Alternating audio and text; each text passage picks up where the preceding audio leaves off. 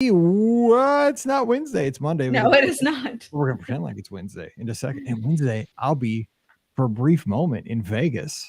Oh, I even looked at the pictures of the airport this afternoon for like 2 seconds, and there's a sign that says "Welcome to Las Vegas." So I'm getting my picture about that. It's in the airport. I only got a 1 hour layover, and then you can place a little bet too. I saw there's slot machines in their airport. I don't really gamble, but I know. Hey, you gotta gamble in Vegas just once to say you you've guys done put like $5 in and one-arm bandit and see what happens. Heck yeah, let's go.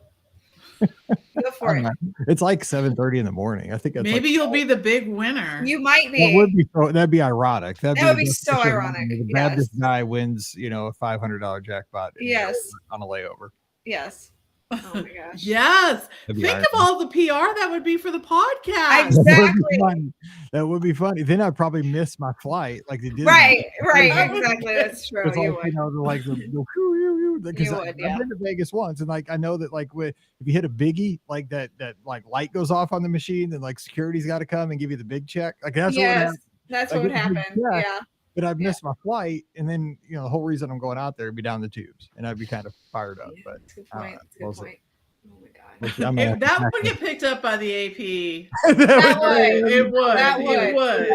Yes, that would. Now that I think about it, it'd be kind of fun.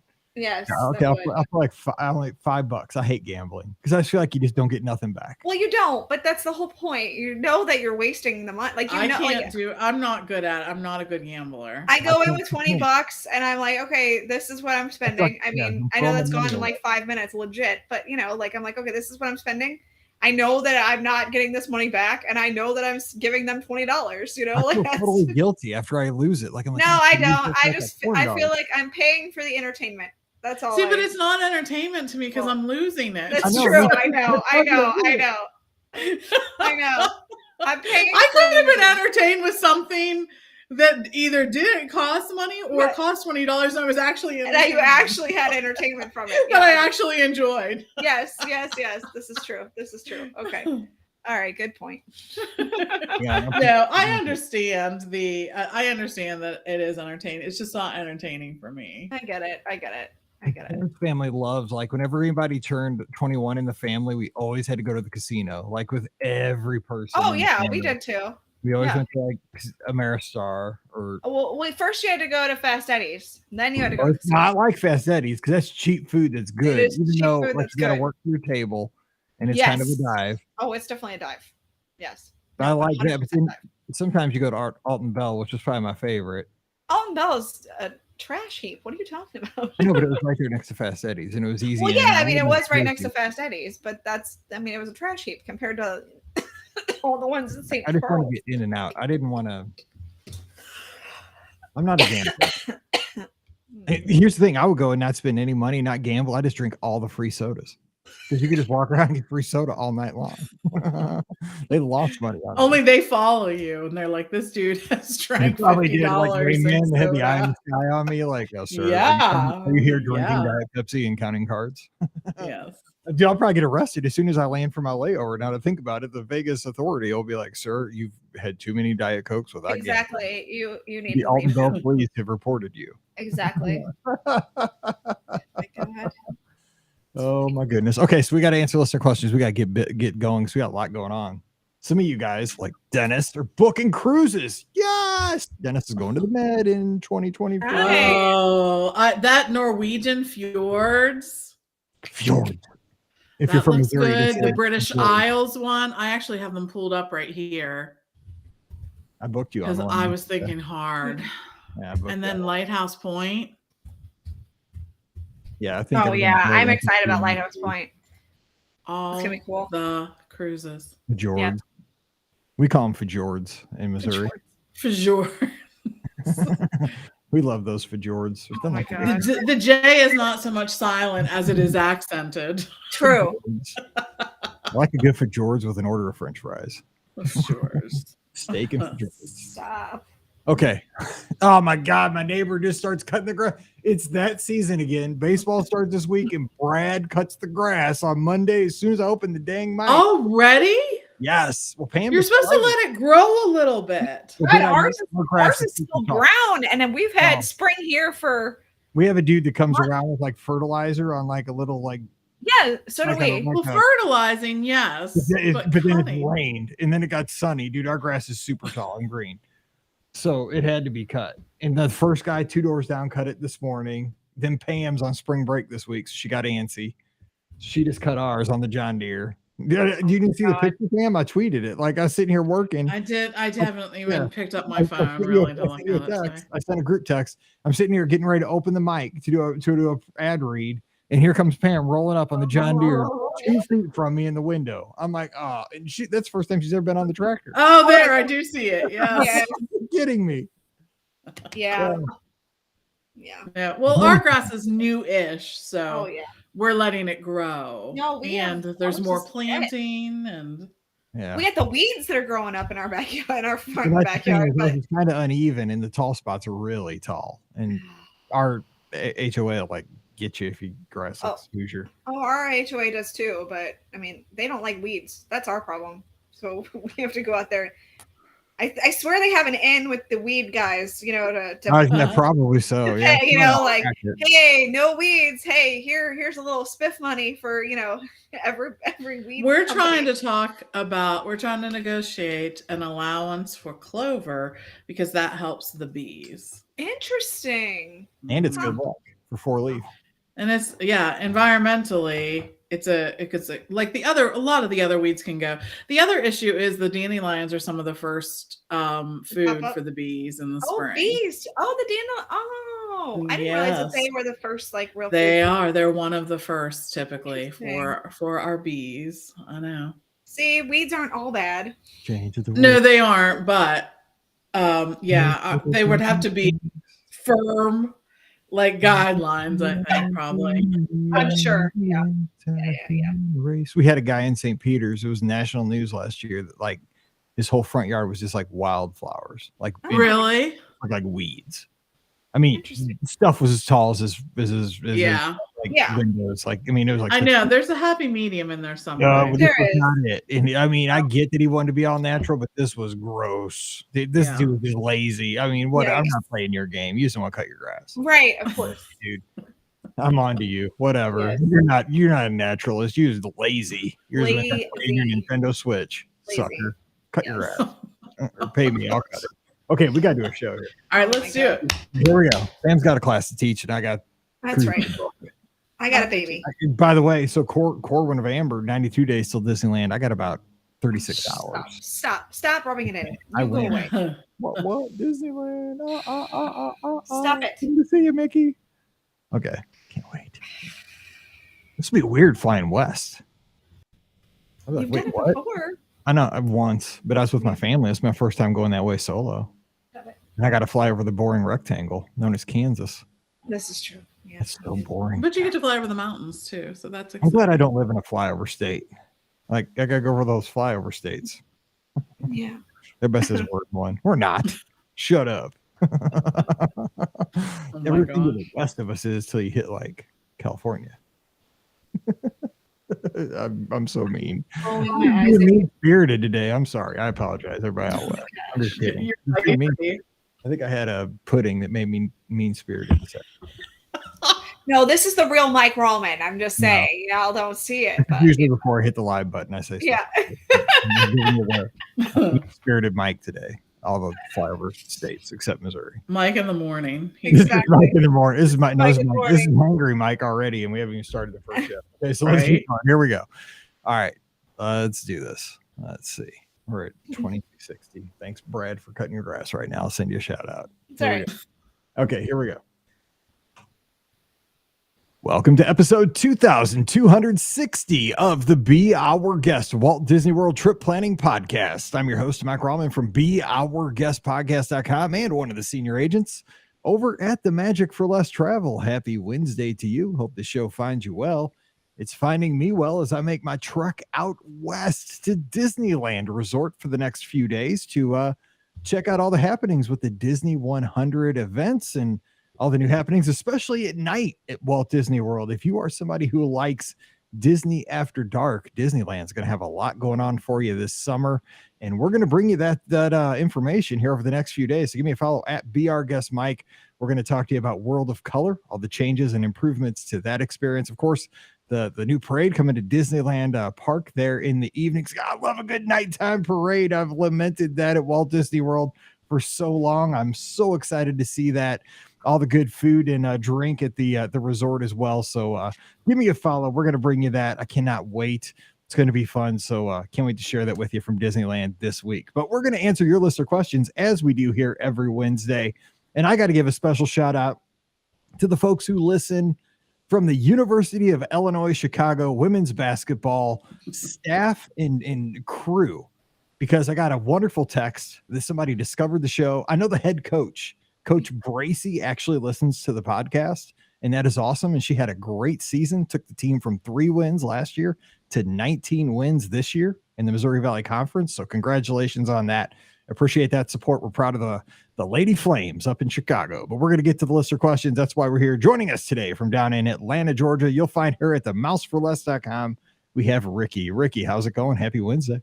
Happy Wednesday. And I just want to say, thank you. A few listeners have actually sent me a few things for baby Lucy. So I just wanted to say thank you to those who actually did send things. That was very nice of you. So, but yeah, just, it's starting to be spring here in Atlanta, and the weather temperature is starting to be spring-like. It was already spring-like, like as far as like the, trees were budding, they started budding back in February and stuff like that, but it's starting to feel like spring right now, and it's amazing. So I've been taking Lucy on walks and, just hanging out and, really enjoying.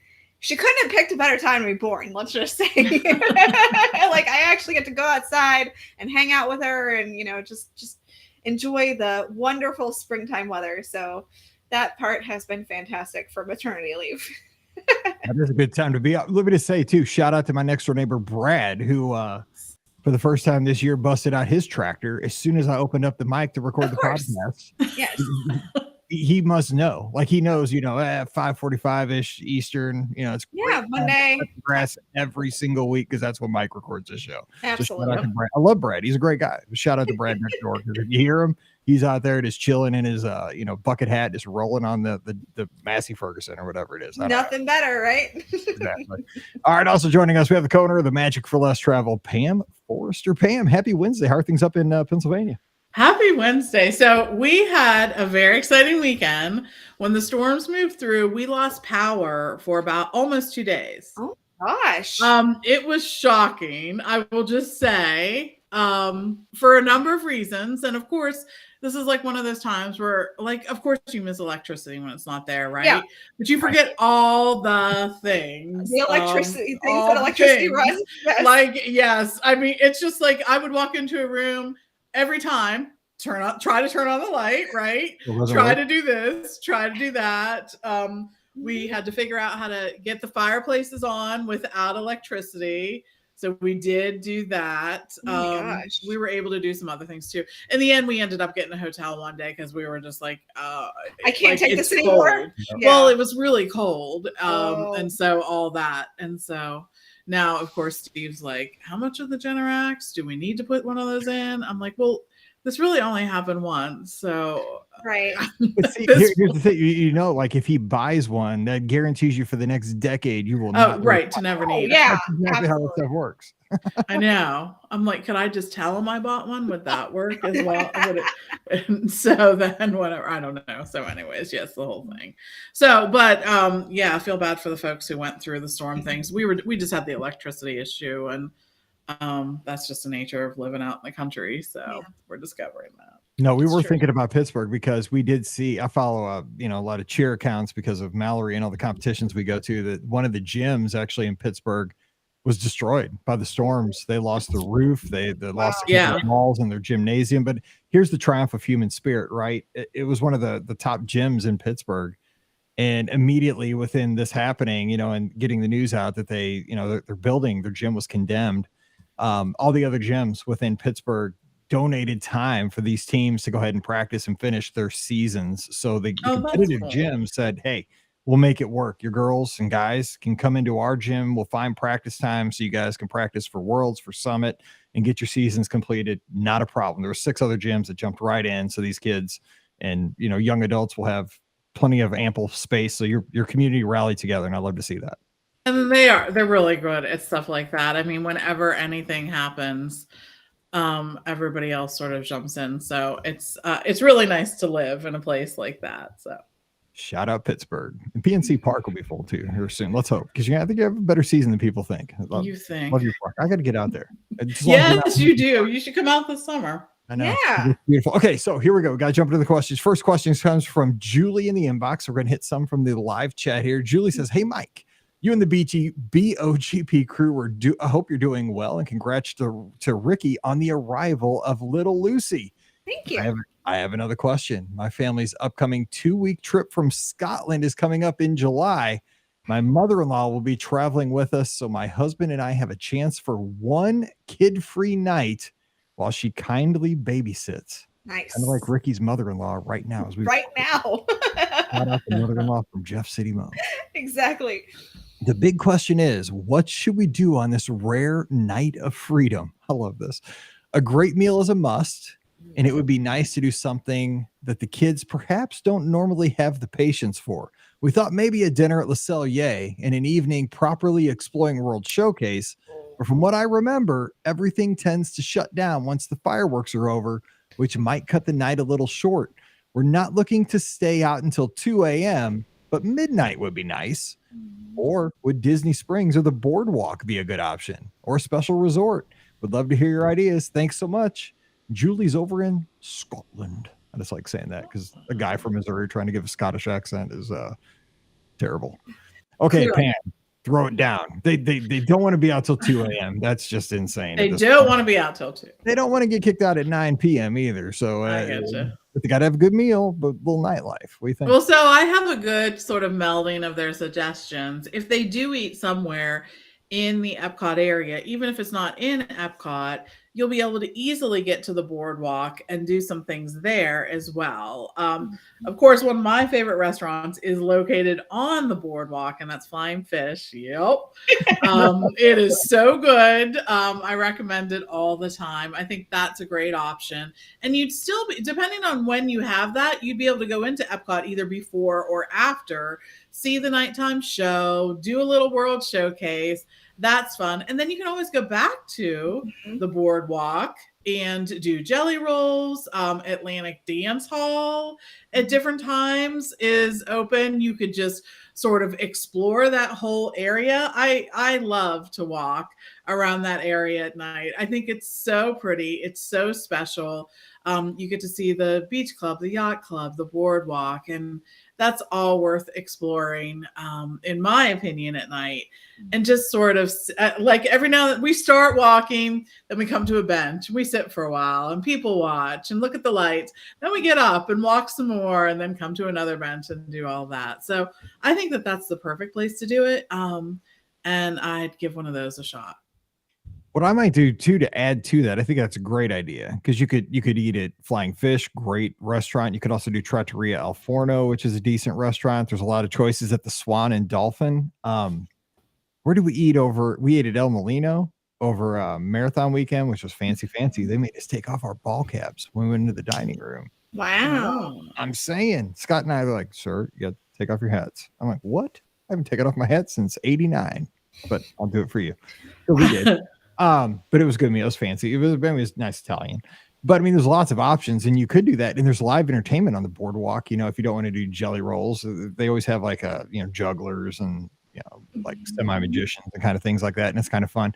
Also, what I think might be, just very laid back, just for you and your husband, you could hop on the Skyliner and just kind of explore the Caribbean beach, go over to the Riviera, maybe have a drink at Bar Riva, look around there. And if you want to be adventurous, go down to Pop and Art of Animation and look at all the wild, families with all the kids and be like, we don't have any right now. We're cool. Not our kid that's screaming. I don't know, Ricky, any thoughts you would give to Julie over in Scotland? So I had one idea. I know they don't want to stay out late, but it depends on how you want to do it. But I feel like a Disney After Hours event could potentially be, something that could be on the radar, because there are some parks that stay open late, like till 1 a.m. But there are some that stay, that they only go till like 12:30. So it just depends on the time the year and stuff like that. So that could be an option. You could have dinner at if it's like the Magic Kingdom area, you could have, dinner at, say, Narcoossee's or Citrus or something like that, or maybe the California Grill first, and then head over to, the Magic Kingdom for Disney After Hours. If it's for Epcot, then you could definitely do like Le Cellier and then enjoy the evening there. Or, if it's not Animal Kingdom, Hollywood Studios, you could do, there's always Hollywood Brown Derby, which I know is super popular. I like the lounge though. I think that's a really great choice too.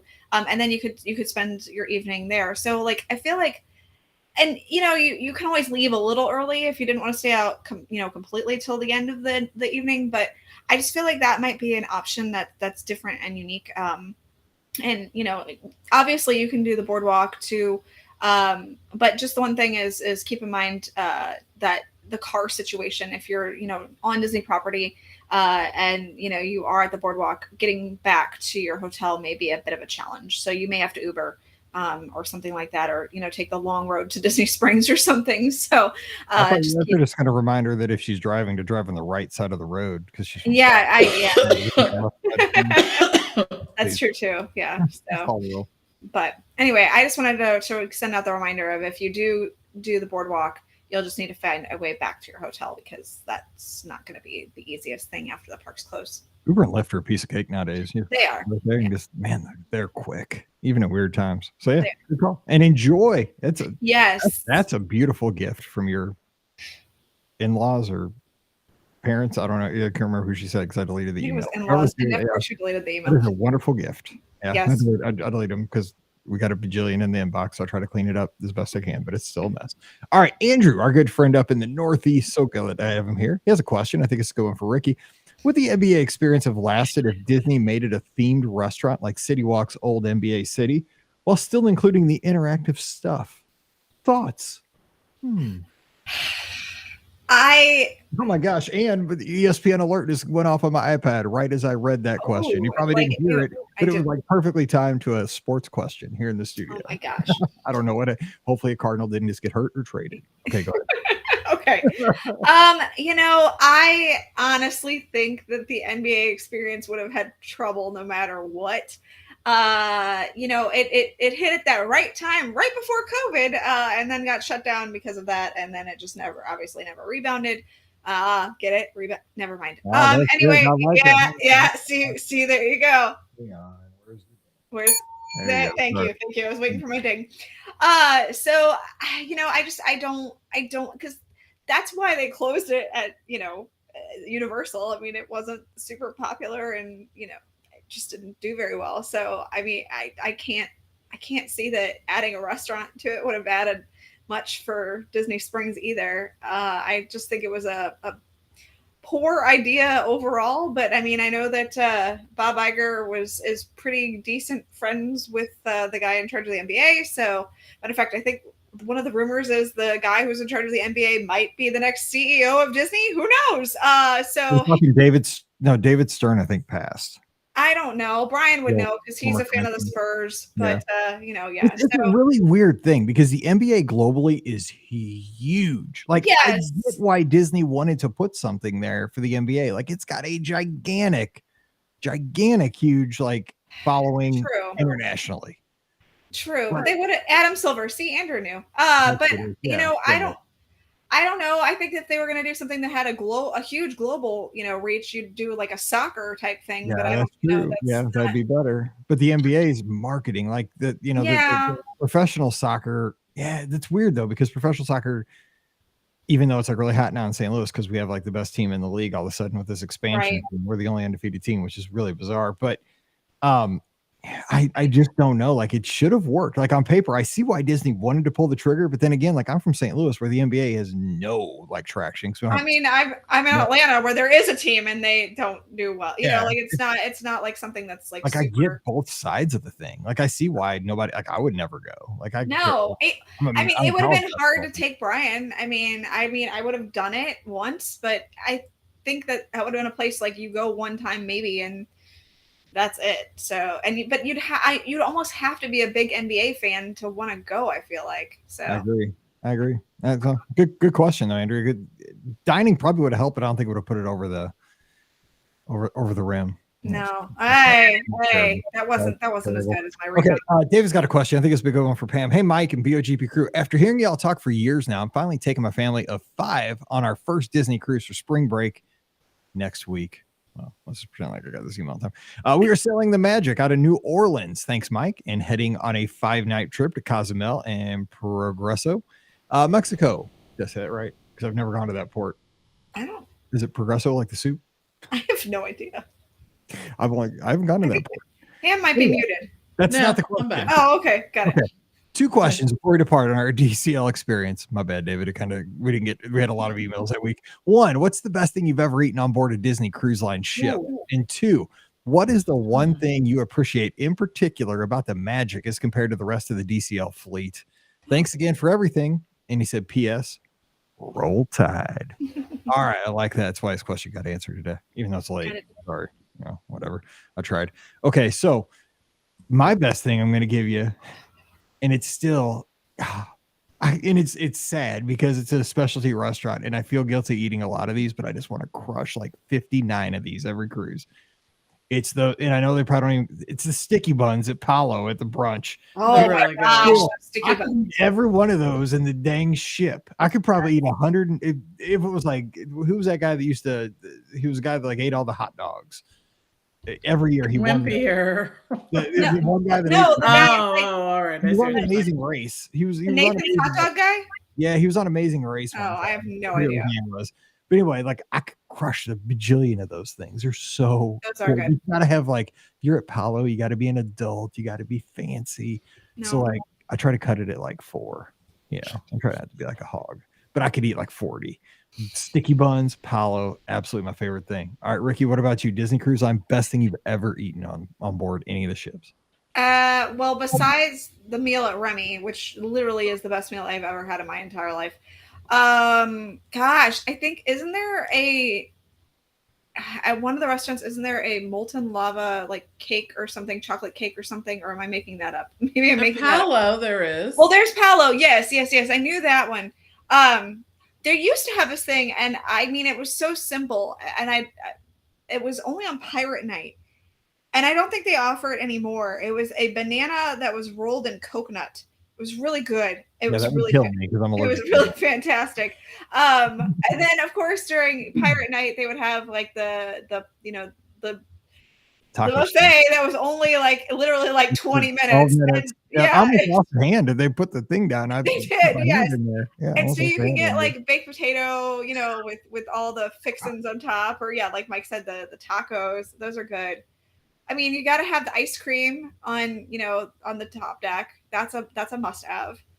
I'm trying to think. Very fancy stuff though. We're going tacos and ice cream. I know, right? A sticky bun. I mean, it's like something you get at a vending machine, probably. But no. But they have. Pam can save us. Pam, what's the best thing you? Because I bet you Pam's had like a super cool, like fancy, nice thing. Well, what about the Magic separates her from the rest of the fleet? What do you think?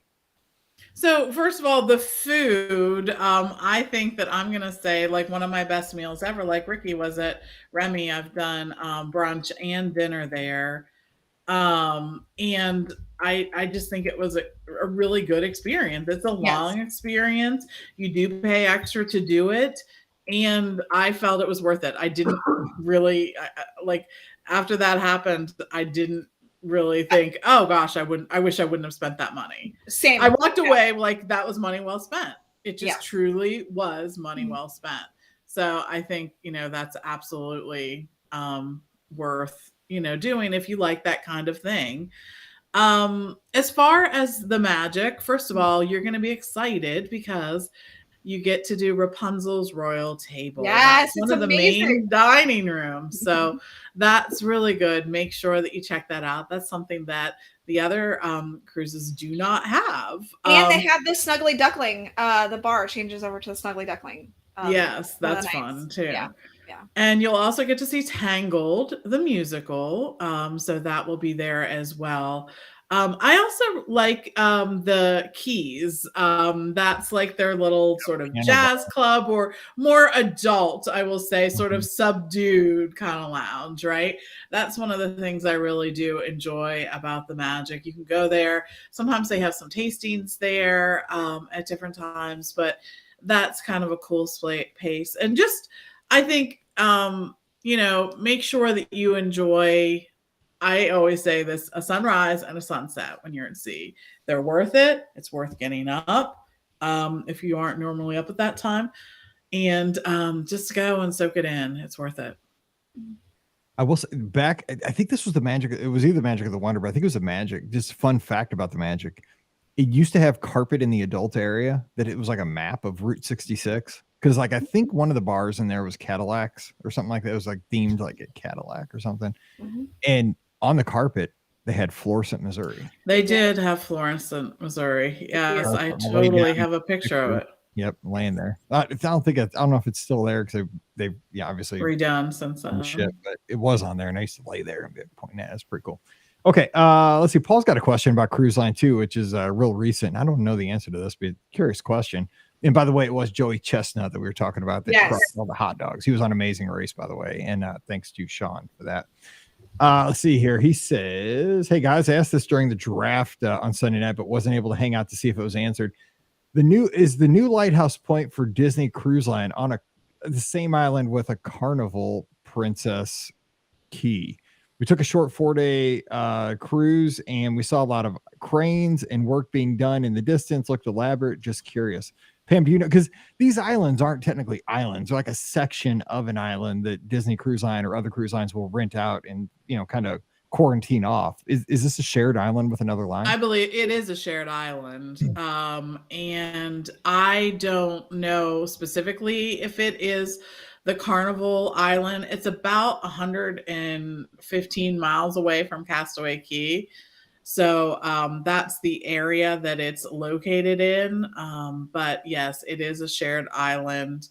I'm not sure how that all will go on, what they'll do, all of that. But the name of it is Eleuthera. Yes. That is the name of the island, Eleuthera. Yes. So I don't know if that is the same as the Carnival ship, but it is an island that Disney does not own in full. Right. Like, it's not only theirs. So yeah. All right. He says he snapped a few pictures, so I'll have to check those out with him. Very cool. It is interesting, all the dynamics of that, because it started probably 20, 25 years ago. It's like land grabs from all the cruise lines, right? I mean, Royal got Coco Cay, they had Labadee, but they rename everything, right? Because even Castaway Cay's not named that technically. Right. It's something else, if you look on the map. But it's cool because everybody's kind of got their, Disney Cruise Line wanted to be X amount of miles within Port Canaveral so they could be within striking distance of Walt Disney World and do land and sea vacations. Everybody's got what they're looking for in their line, but it's cool because Princess is looking for this, Royal's looking for that. One island's more tropical and laid back. One's like an adventure park. It's basically kind of like just different theme parks. It is. It's really an extension of the vacation. When you think about what is, what's included in my cruise, the fact that these islands are included in your cruise, I think it's pretty remarkable. It's like, instead of going to a port somewhere else, you're basically porting somewhere where they're going to provide the food, the drinks, and the fun. So it's an interesting twist. Specific experiences they can give you. Like, I know we did Royal, we did like a Gravitron like coaster. Like, it was like a little roller coaster, but I mean, it was gravity, that we went down. Right. We did a gigantic zip line. This was a Labadee years ago. And that sucker was high. I remember I got on that thing. I'm like, okay, here we go. It was wild. It was after the second podcast cruise, I think, because we did a back-to-back. We did 5 nights on the Dream and then 7. I remember when you did that. I do remember that. Nights. And we were in an 11C on the podcast cruise, and we were gone for 2.5 weeks for 4 people with luggage for 4 people in an 11C. Yeah. Oh man. And we made it. That's brave. It was tight. That is brave. Okay. Francesca has a question here. Hey, Mike, Pam, Ricky, and Scott. This is a question about peanut butter recommendations. So if you put that in your title, dude, it's getting on the show right away. Okay. And it's unique. She says, I'll be running my first Run Disney race next month at Springtime Surprise. Mike, thank you so much for booking my trip. Thank you. But for all the great information about Run Disney as well, you provide on the podcast is very helpful and inspiring. Since this trip will be my first solo trip, I have something on my bucket list besides finishing the race. I'm looking forward to a peanut butter treat. I love peanut butter, but because my daughter is allergic to peanuts, we've removed them from our home and pretty much replaced it with other nut butters. They do the job, but they're not the same. That'd be my nightmare. I know, right? I so hope Lucy's not allergic to peanut butter. Right. I love peanut butter like a mistress. Okay. Would love to hear your opinions on the best peanut butter. Hang on. What? I mean, I could have an affair with peanut butter. I don't know what I'm saying. I love peanut butter pretty bad. It's pretty. I don't even know what to say. When Mike's hungry. After I said that, I'm going to say that. I do love Give Mike for what he said when he was hungry. Hang on, where's the record scratch? Here, hang on. I'm just like, wait a minute, hang on. We need to back the train up on that one. I love peanut butter like a. Okay, there we go.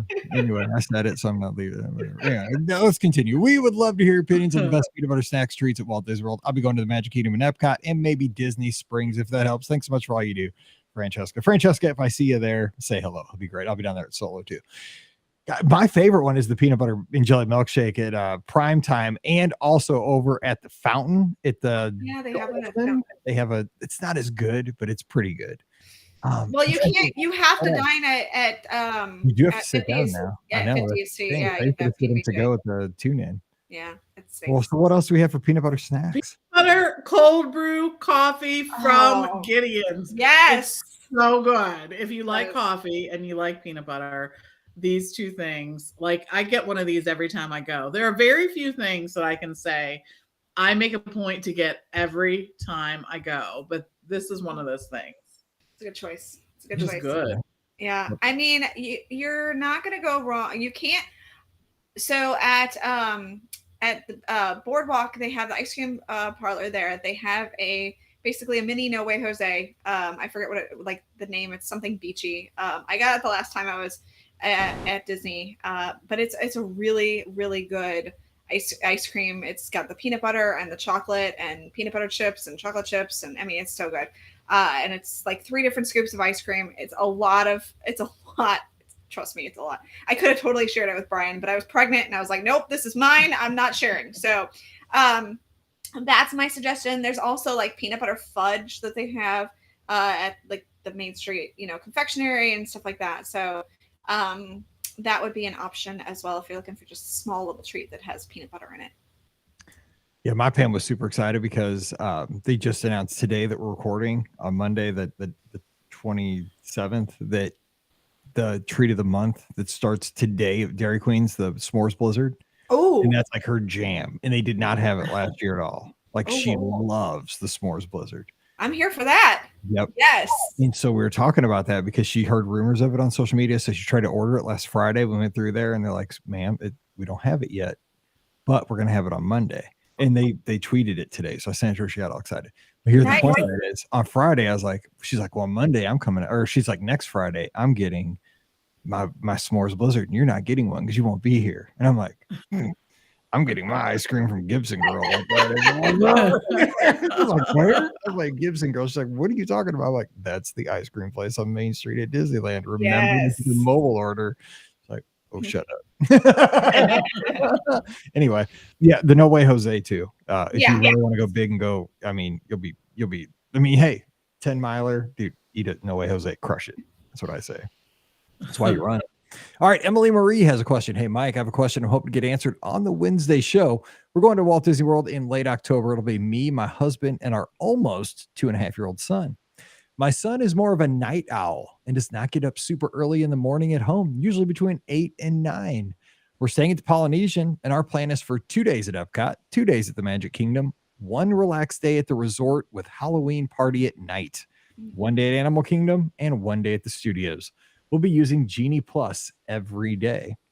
We will rope drop the Magic Kingdom days, but because we don't plan on doing any attractions my son can't do, I'm thinking about not rope dropping any of the other days since a lot of the e-ticket attractions will be off the table for us, and I figure we can attack Genie Plus for the things we want to do. This will also allow us to be in the parks more in the evenings.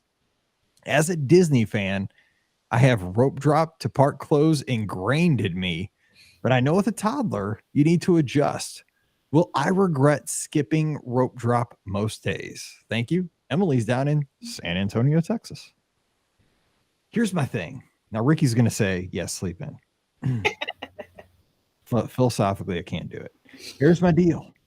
I still stand by going at rope drop, jumping out at lunchtime, letting your dude take a nap, or swimming. I mean, you're at the Polynesian. You got a wicked awesome pool. And in October, it'll be a great time to swim. Swim and take a nap because you got time for both. Then go back in the evening, stay till park close. I still think, even with Genie Plus, because you could stack them while you're at the pool or while you're napping. I mean, except for when you're asleep, obviously.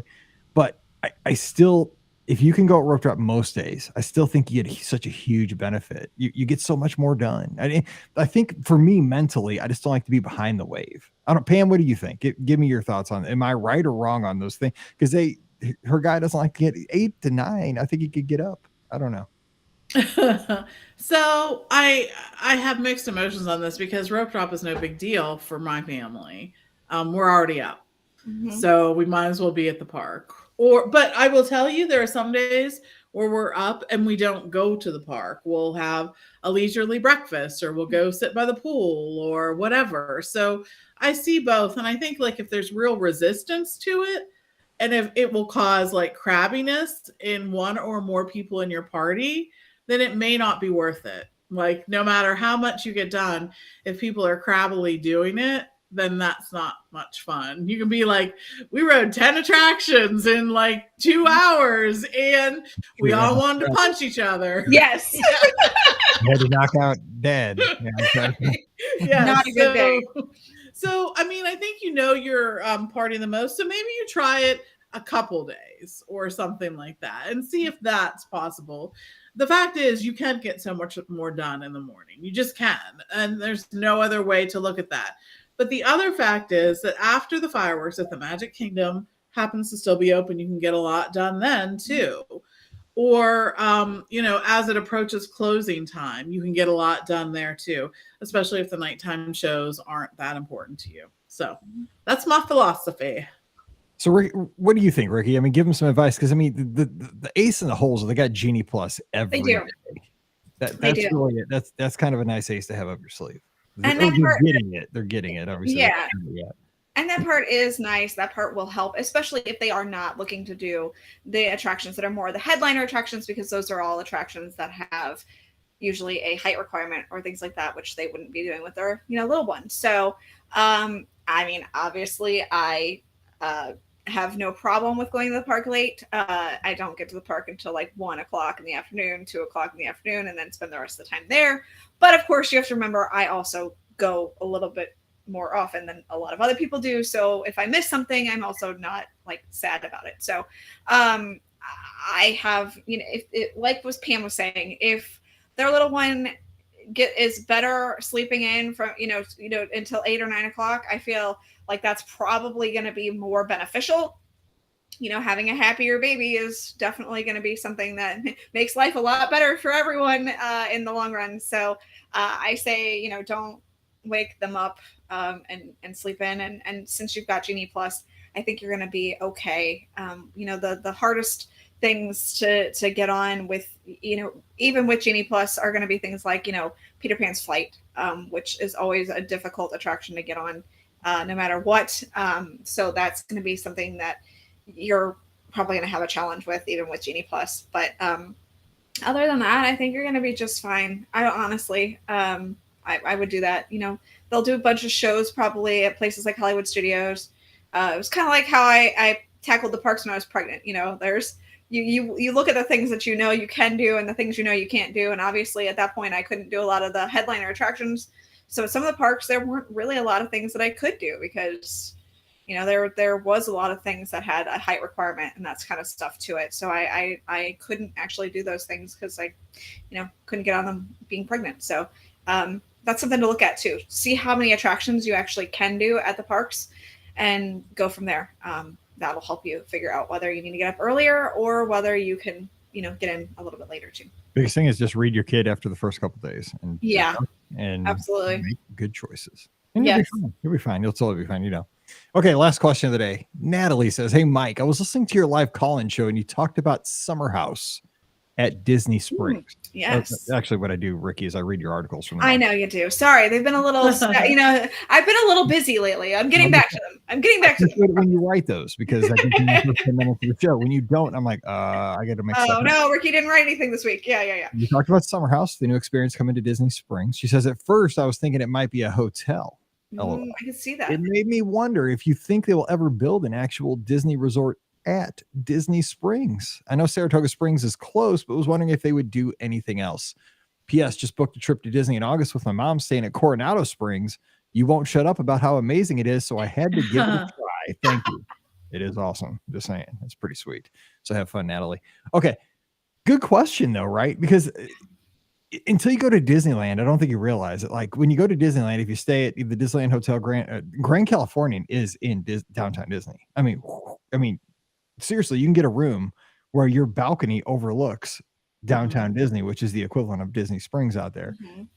Would they ever build a hotel like connected to Disney Springs? I don't know if like geographically like how the land is that they have the room to do it. I think Disney Saratoga is probably as close as they can get.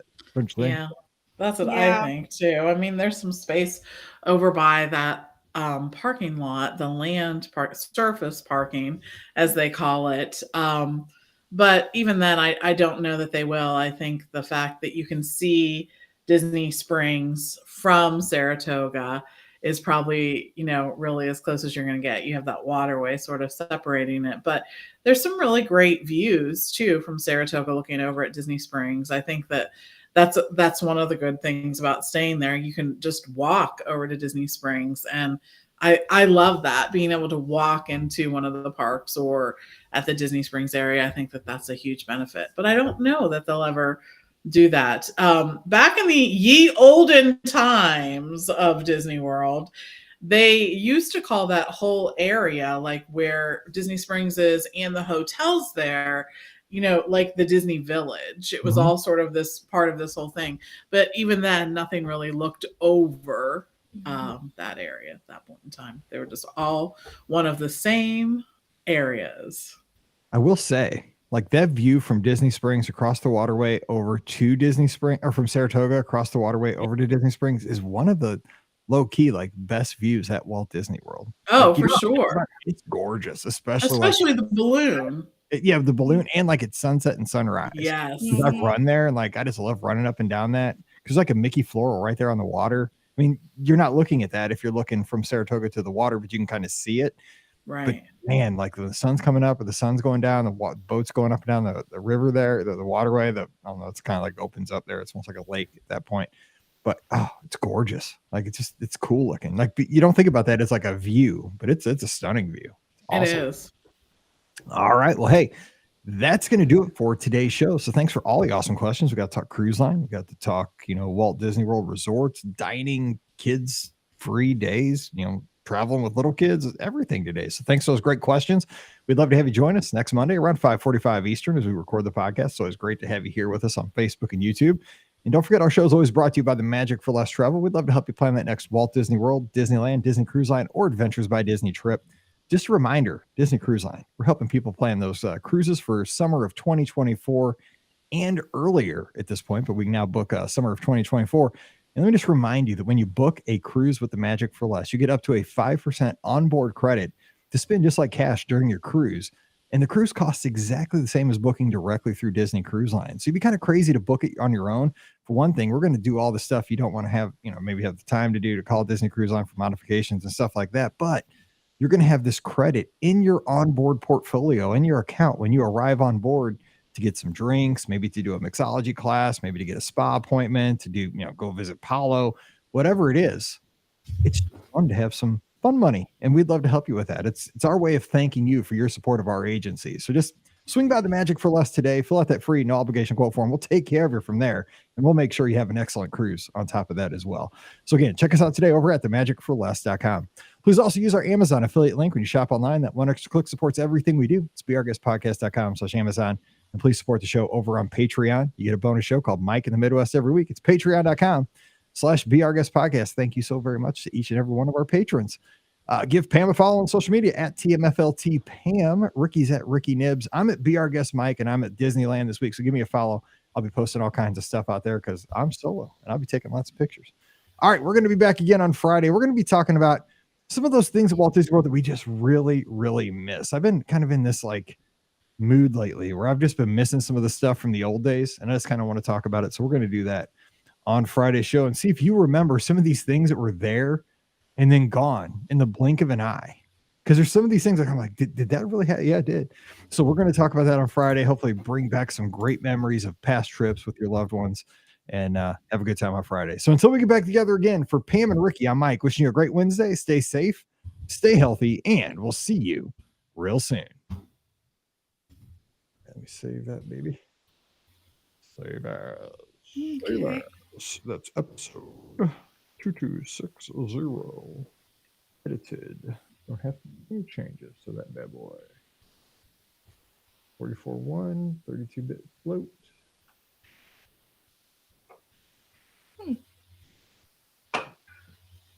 Hang up. Grab a soda. Did he just leave? Oh. He's got our refrigerator back there. Oh my God. What? You have a refrigerator back there? Full of 36 Coke Zeros at the ready. Why do you need 36? This is how many I've had since 3 o'clock. Got it. I drink a lot of Coke Zero. Mm-hmm.